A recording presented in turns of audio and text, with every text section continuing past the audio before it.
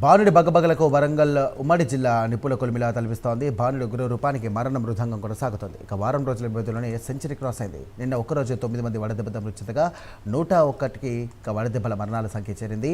దీంతో ప్రజలు అప్రమత్తంగా ఉండి పలు జాగ్రత్తలు తీసుకోవాలంటూ కూడా అధికారులు సూచిస్తున్నారు.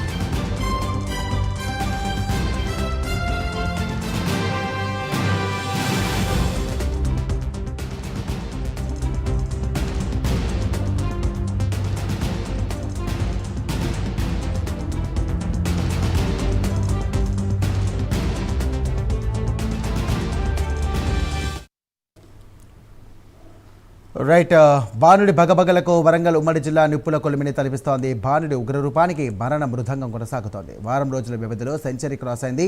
నిన్న ఒక్కరోజే 9 మంది వడదెబ్బతో మృతి చెందగా 101కి వడదెబ్బ మరణాల సంఖ్య చేరింది. దీంతో ప్రజలందరూ కూడా అప్రమత్తంగా ఉండి పలు జాగ్రత్తలు తీసుకోవాలంటూ కూడా అధికారులు సూచిస్తున్నారు.